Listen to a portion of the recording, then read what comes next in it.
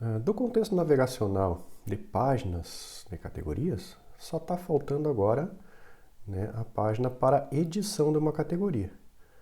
Então, quando o usuário clicar, né, numa determinada categoria que é apresentada aqui na lista de categorias, né, e mandar editar essa categoria, vai ser apresentada essa página para o usuário.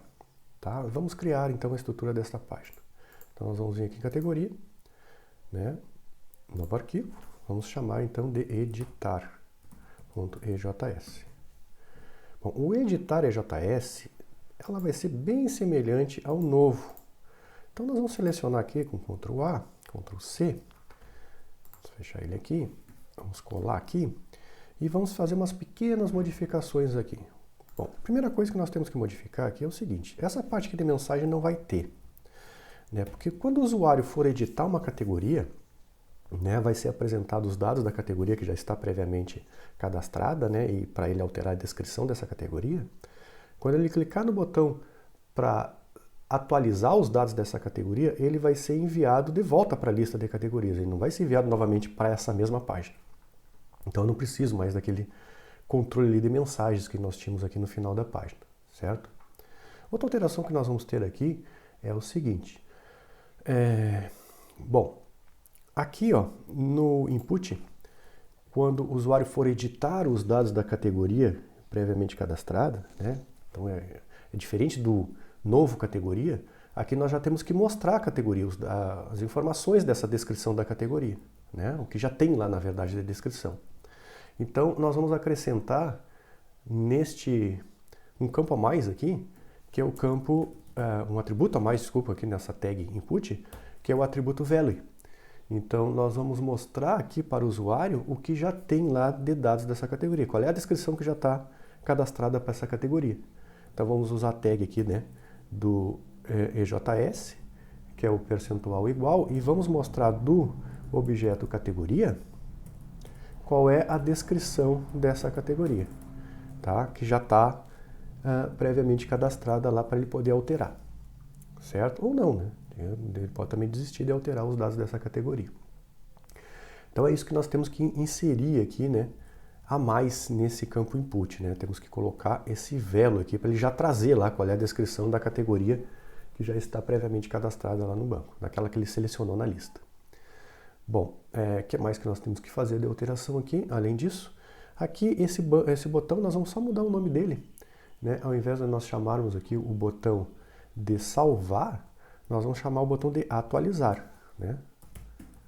Atualizar, porque agora ele está atualizando uma categoria, né? Mudando, modificando a descrição dessa categoria, certo? Porque ela já existe no banco, eu não estou salvando, incluindo uma nova categoria, ok? E quando ele clicar aqui nesse botão, ele vai enviar uma requisição lá para o nosso servidor, que não é a requisição agora, a ação agora não é o salvar. A ação aqui vai ser atualizar. Então nós temos que criar lá depois no nosso servidor, né, este tratamento dessa requisição atualizar. Então essas são as modificações que nós temos que fazer, né? Essa modificação aqui na ação, qual é a ação que nós vamos chamar, né? Qual é o nome do botãozinho aqui, né, que vai ser atualizar agora. Temos que colocar também aqui o value da descrição. Removemos lá embaixo, então, a questão das mensagens, nós não temos tratamento de mensagens também.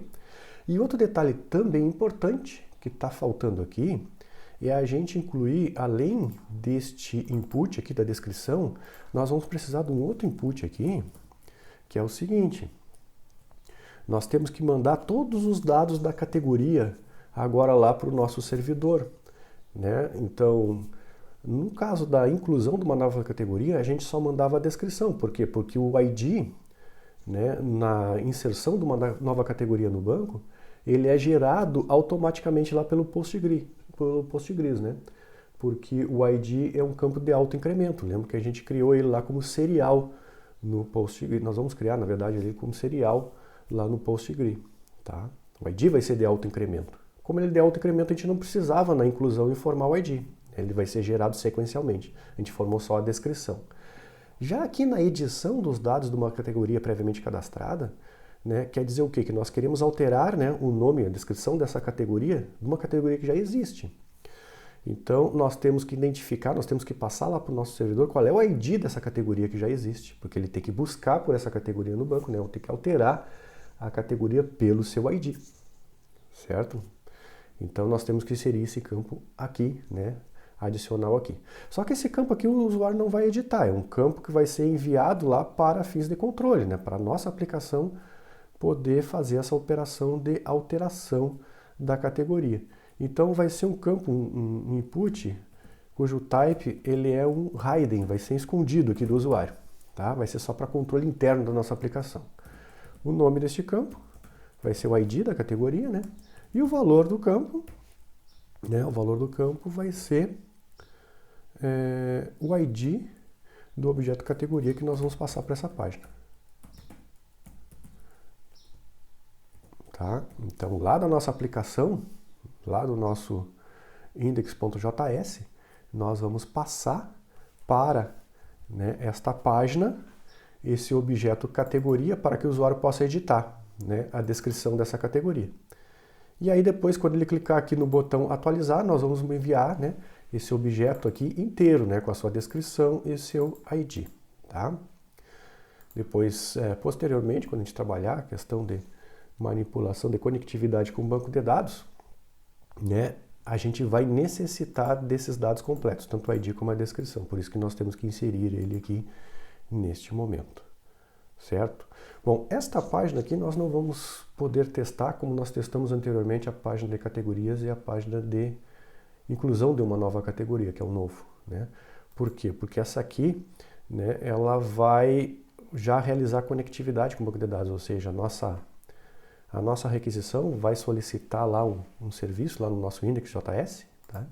Então aqui no nosso index.js nós vamos ter mais né, um tratamento de requisição aqui, e esse tratamento de requisição já vai fazer, né, já vai utilizar os conceitos de conectividade, né, de conexão com o banco de dados para a gente poder enviar a instrução de atualização dessa categoria, tá? Então a gente não vai conseguir testar essa página agora nesse momento, né? A gente vai ver posteriormente quando a gente inserir essas funcionalidades, né, de conectividade com o banco de dados.